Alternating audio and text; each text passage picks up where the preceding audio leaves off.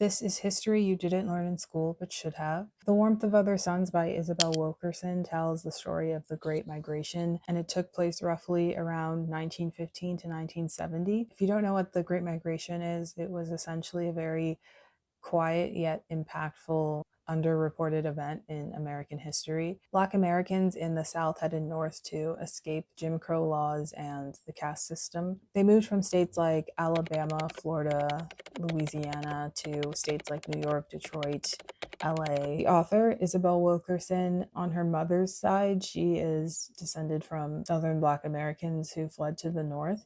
And she interviewed 1,200 people or over 1,200 people for this book, which is incredible. I finished this one just a day or two ago, and this was my first time reading her work. I definitely have been missing out. I plan to read Caste next, which one of you recommended in another video, but it was my first time reading her work, and I'm honestly just astonished by her dedication to the story, and the research that she did for this book is insane. But back to the Great Migration, some of your favorite authors like James Baldwin and Toni Morrison are descended from migrants from the Great Migration. It's just very interesting to think about how these migrants kind of shaped the culture of the states that they went to in the North, how they kind of made the environment and culture what it is now. Yeah, I learned a lot from this book, and just wanted to share a few interesting things that I've learned from this, kind of give you an idea of what the book is about and the writing style, and hopefully convince you to add it to your reading list.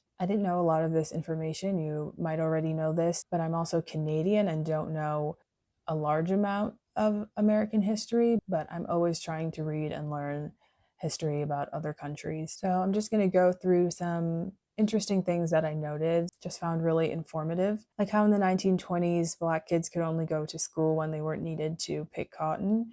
And when they did go, the textbooks that they used were often discarded from the white schools, had pages torn out. It was a setback that had consequences for generations. A lot of these Black Southerners have had this lack of education, or have had to deter their education for so long. It's had rippling effects over the years. There were a lot of reasons people were moving north, but just a crazy statistic that I read in this book is that from 1889 to 1929, someone was hanged or burned alive every 4 days in the South. It's just crazy to think about. This was an event that kind of happened naturally and gradually on its own, just because of how dangerous it was to be in the South. So there weren't any official leaders of the movement, but figures like Frederick Douglass were actually against the Great Migration. He thought that this mass migration out of the South was kind of like a surrender. Another point that was made in this book is that rioting has kind of now become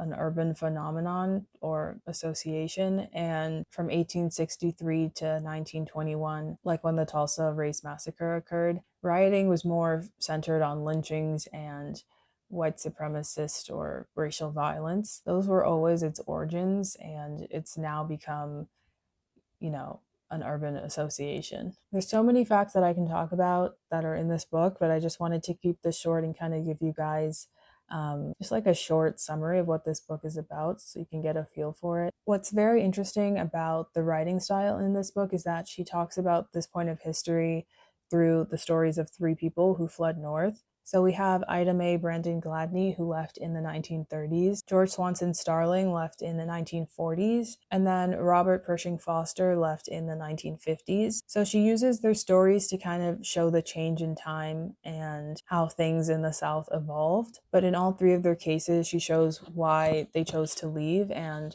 the hardships that they were facing that pushed them to go north. And I just thought that was really great storytelling, showing history through people's experiences. And I just want to finish with a quote that was really moving to me that I think kind of summarizes the movement and this book. This is in chapter 1. I think it perfectly sets the tone for some of the key themes that she's portraying in this book. I just think this is a very impactful quote. "This land is first and foremost his handiwork. It was he who brought order out of primeval wilderness. Wherever one looks in this land, whatever one sees that is the work of man was erected by the toiling, straining bodies of blacks." That is by David L. Kahn. This is an amazing book. I really loved it. I love learning history about other countries, and this was a great introduction to Isabel Wilkerson's writing. I'm a slow reader, and I'm surprised at how fast I got through this one.